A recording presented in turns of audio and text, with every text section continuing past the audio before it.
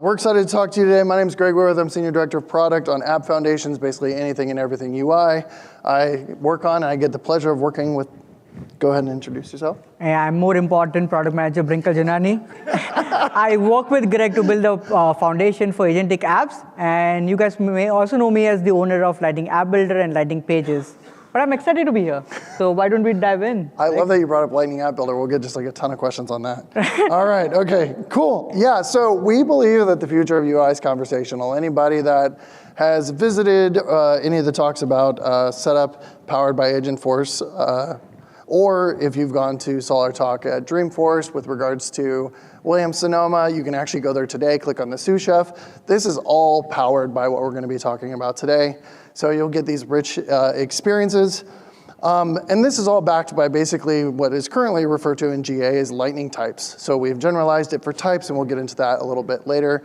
But it's our key offering for deterministic rich UI. So let's take a look at a demo here of what ultimately this looks like. We'll see if it plays. Click. Oh no. Where's the video? Yeah, there it is. Give me a second. We're editing. This is great. I don't know what's happening. We literally just did a dry run of this, so it was working. Does that actually open the video in like a different thing? Yeah. All right, there we go, just full screen that. Beautiful, okay. So what we're gonna end up seeing is we're gonna go over here to Agentforce if it plays. There we go, okay. And we got a shipment cargo company here. We're gonna ask it to give us information about the shipment. And it's gonna retrieve the information. This is a real agent. And it brought back the data. I mean, it did. It looks disgusting. And my eye is drawn to this card that has no data. So that's a terrible experience. So what we're gonna do is we're gonna actually head over now to Lightning Types, and we've got this schema set up. You'll see the default here is an Apex class that is mapped to it. But if we go over to the UI configuration, we're able to see that we actually have a shipping tracking component. There's an editor here. We can view it in different renditions and different the chat clients. And you'll notice that we have a custom LWC down here that we highlight. We've all gone and authored this. We're not gonna necessarily go look at this right now, but it's a shipping tracking solution. So if we go into the Agentforce Builder now and we go to that action that we were looking at for the shipping details, we'll deactivate it so that we can make edits to it. We then scroll out. You have both input and outputs you can control. We're gonna edit this action. We're gonna select here that lightning type that we just produced that maps to that LWC component. We'll then reactivate this action so that the agent actually responds. It's an important step I forget at the booth from time to time. We'll go back and then we'll ask the exact same question to the exact same agent. And if everything goes well, this one will go well because it's a video. But you can go to the booth and see this exact same thing running. This looks far better. Like we can actually read it. We can see what's going on. It's very crisp, clean, well-connected, and good.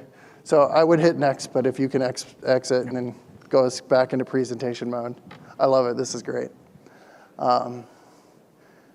Anyway, so everything's hunky-dory. Everything, I'm gonna laugh if it starts okay. Everything's great. We have rich UI. Everything is ready and good, right, Brinkle? It's a great demo, but I think we are missing one thing, and that is change.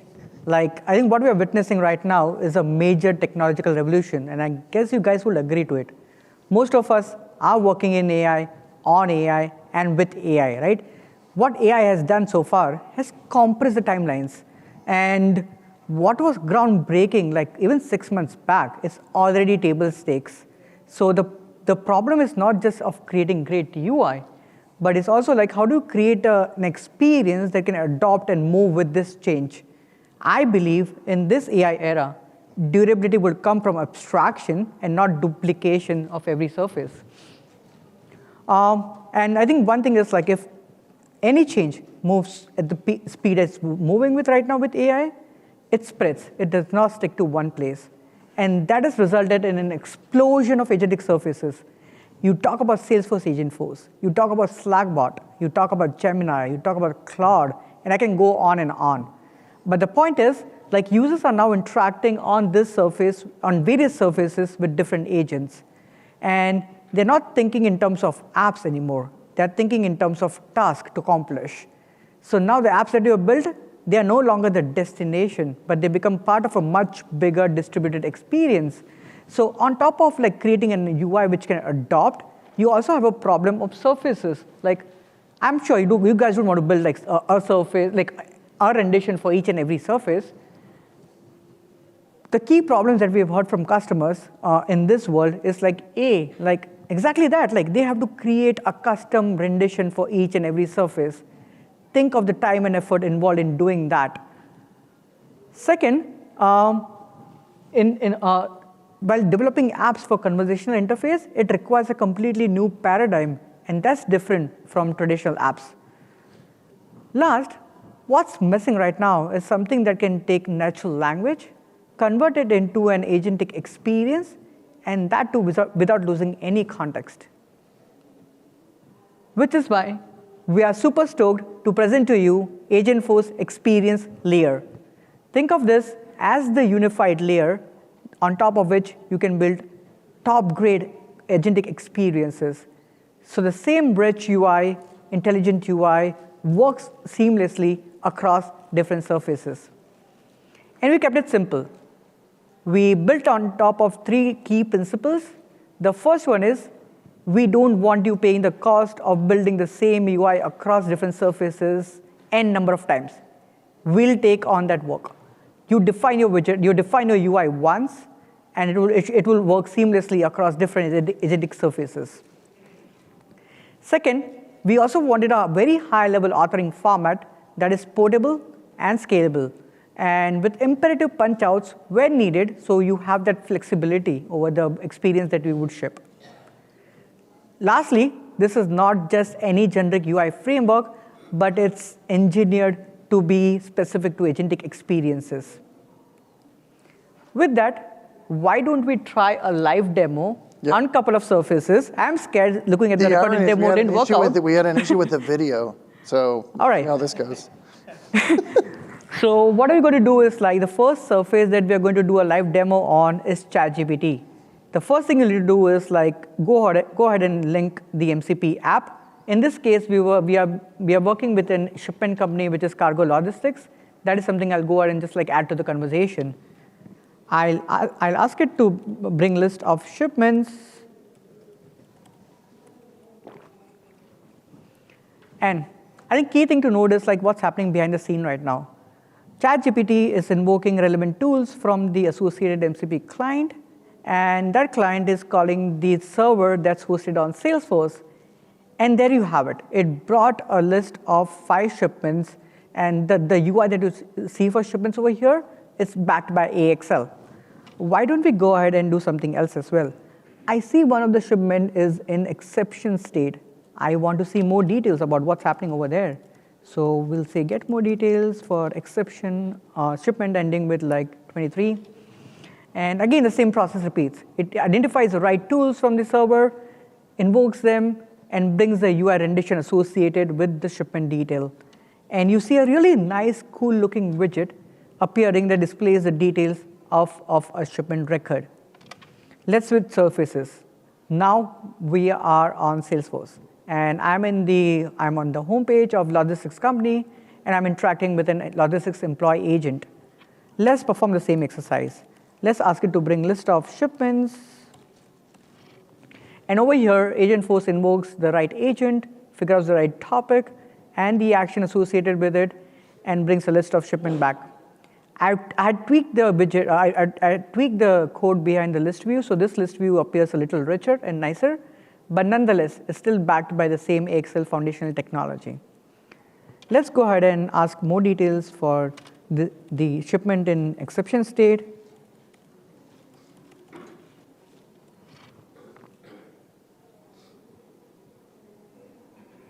And there you have it.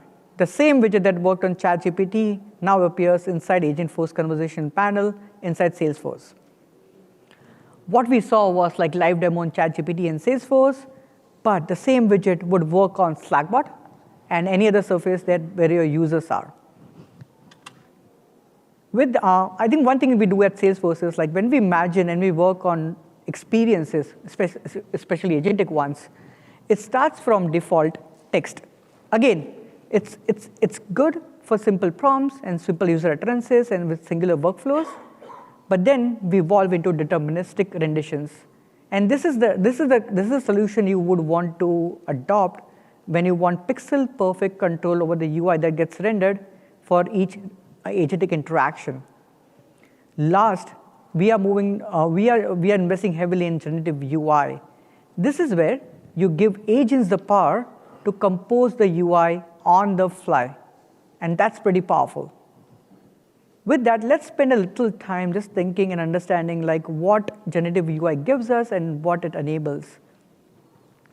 The goal of generative UI, aka dynamic composition, is simple.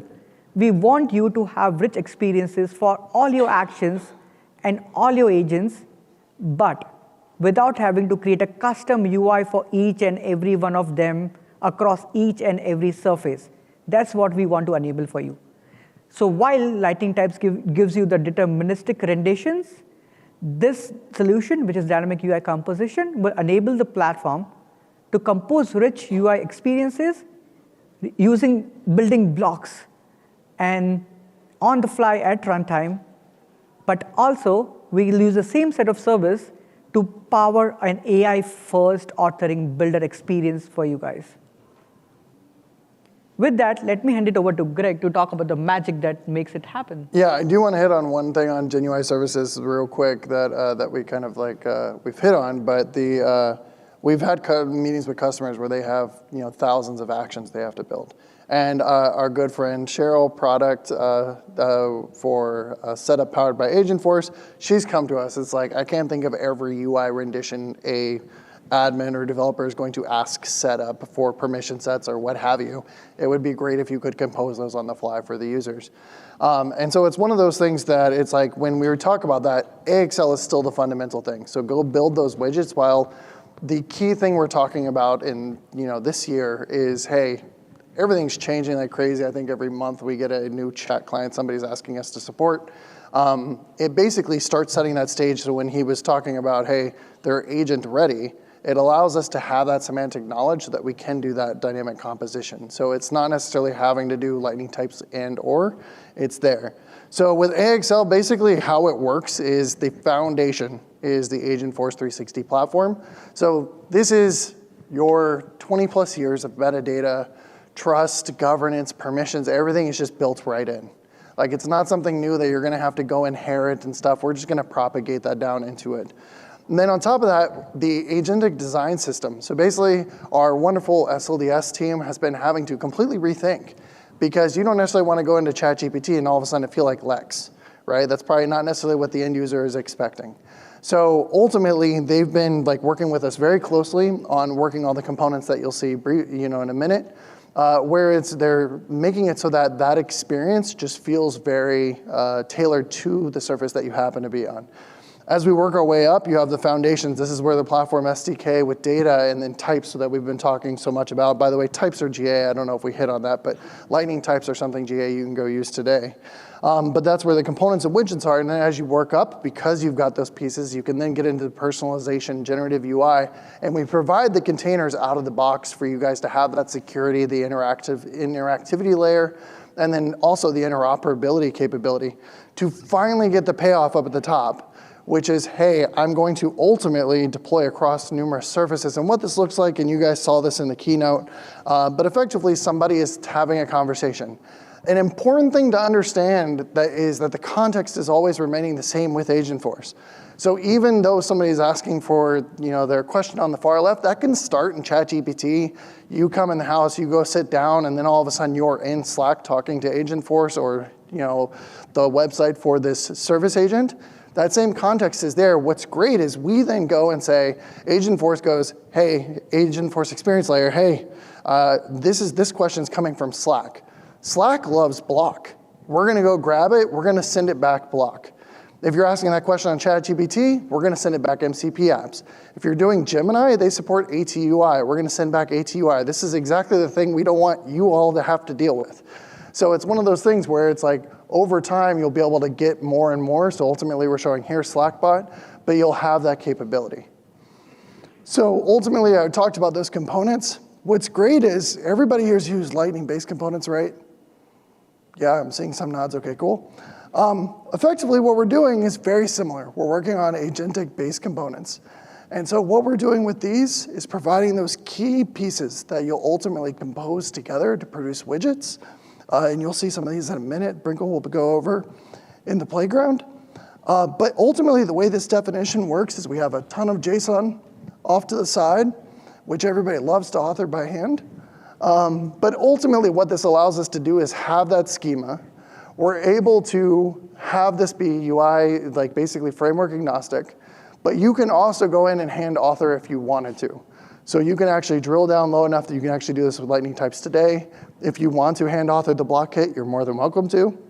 But this future-proofs us. As I joked about earlier, I'm not also joking that we get asked quite often about, are you gonna support this part in Teams? Are you gonna support this part in whatever, pick your client.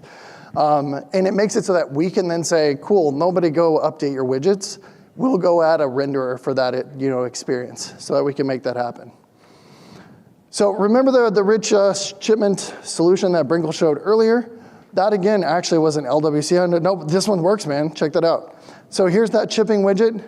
Under the hood, there's a bunch of LWC. Maybe we vibed this. That would be awesome. Cool, saved us some time. At the same time, we have to test this. We have to modify it. We have to continue to give that same rigor and build all of this out.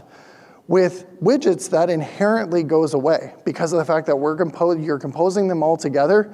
We do, as Brinkle noted, understand there's gonna be scenarios where ultimately you are gonna have to punch out to those more complex scenarios because of the fact that we know, hey, our widgets and components, you're not gonna be able to compose Google Maps or Tableau. Tableau is a good example of this. They leverage this today.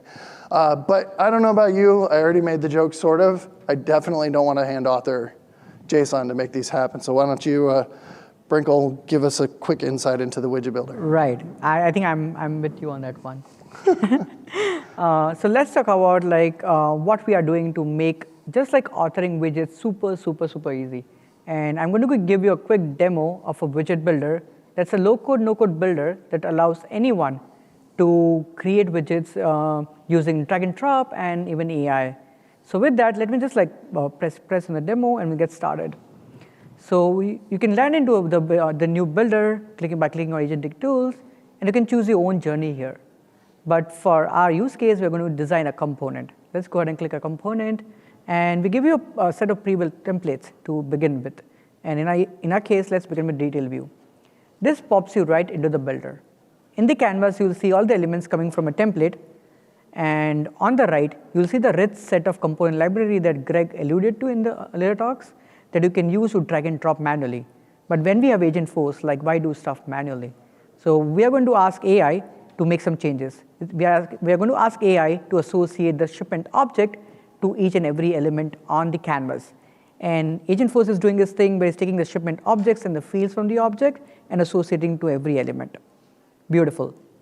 Let's ask it to associate a nice theme so the widget will also look beautiful. And with that, we are going to ask it to associate the cargo brand theme, and there you have it. And once the user is satisfied with what they are seeing, the best part is they can preview this on different surfaces from right within the builder. They can preview it in Slackbot on how the widget would look like in Slackbot, similarly in ChatGPT, and Agentforce. Once they're happy, they can click on Publish and publish these changes to the surfaces of their choice, make some configuration changes on the surfaces, associating agents with the renditions, confirm the changes, and deploy. There you have it. Idea to UI in literally minutes.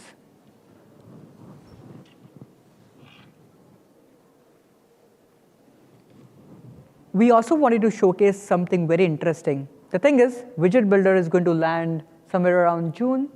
No. It's more Dreamforce time for More Dreamforce time. That's even more reason that you freaked me out a little bit. That's even more reason that we talk about this playground. So this playground, the best part is it's available today. I show a barcode towards the end where you can just scan the barcode and hit the URL today and start your agentic experience journey. But with that, think of this tool as a tool that will help you educate, that helps you educate yourself around what's possible by widgets. You can explore, and you can just learn using this tool. And it does not require any org or Agentforce license to get started. With that, I'll give you a quick tour of the playground. And using this playground, we are going to preview some of the pre-built examples that we have built to make life easier. And what we are viewing on the screen is like a today's calendar widget. And you can preview this widget on different surfaces using MCP app, whether it's React or whether it's A2 UI. On the right, you see the JSON structure that Greg was talking about, which is just a simple structure formed of components and their properties. On Data tab, you'll see the preview data that's being used to preview the widget in the center canvas. Let's switch to a different widget, and let's visualize the flight detail, which is the booking confirmation widget. One hidden egg over here is we have an assistant tab. You get access to this tab if you do choose to associate an org with this with Agentforce. And now you can start leveraging AI to make tweaks. And over here, I'm going to ask AI to align a few buttons in the center. Pretty simple task. It gets on with it, and it's done. But not only that, I can also create brand new widgets. I'll ask it to create a widget that will showcase me all the accounts which are at risk of renewal this quarter. And it gets to work. And again, behind the hood, this is using the generative UI tech that I talked about earlier in the previous slides. It figures out the right data structure, it figures out the right base components, and if it runs into issues, it auto-corrects. And it fixes them and lays out what it came out with in the center canvas. It came out with a pretty decent looking widget where at the top you have a summary of what's at risk. In the center, you have a list of accounts, and at the end, you have recommended next actions. Pretty cool. Another thing you can do in the playground is also explore the component library that we talked about. When you click on components, that will show you all the different components that are available at your disposal to create rich renditions. And each element would have like different variations too. In this case, button can take any number of forms. We have lists as well, which are quite popular, and that too with different variations. And if you choose to go deeper and learn more things about AXL, you can click on tutorials and go through specially curated 13 chapters that take you from a very simple hello world concept to the most complex shopping cart concept. And all this is live and built on AXL, so they would actually work. So if I click on open modal right now, it actually pops a modal right in the playground. It's a pretty cool tool that's available right now for you to start exploring and start building and start thinking about widgets tomorrow. And this is the barcode I was talking about. If you guys take a quick second to hit this.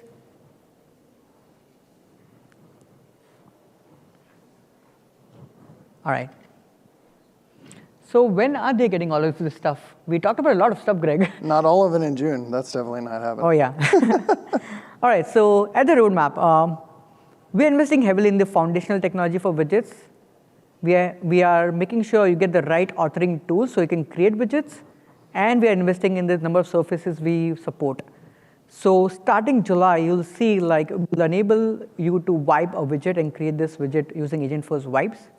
In winter, that's when the widget builder would land. And we'll be adding supports for numerous channels which are being asked by our customers, which are including Lightning, Slackbot, ChatGPT, Gemini, and Teams. One noteworthy thing to call out over here is Agentforce Sales, which went beta on ChatGPT in spring. It's going GA in July, and that is built on top of AXL. So even our internal teams are using AXL as their foundation to build their experiences. That brings us to an end of our presentation, and thank you for being an amazing audience. If you do have feedback on our stupid jokes, you can fill this survey and give us that feedback. And if you guys have questions, we are here because we still have time to go deeper into your questions and take a stab at answering them.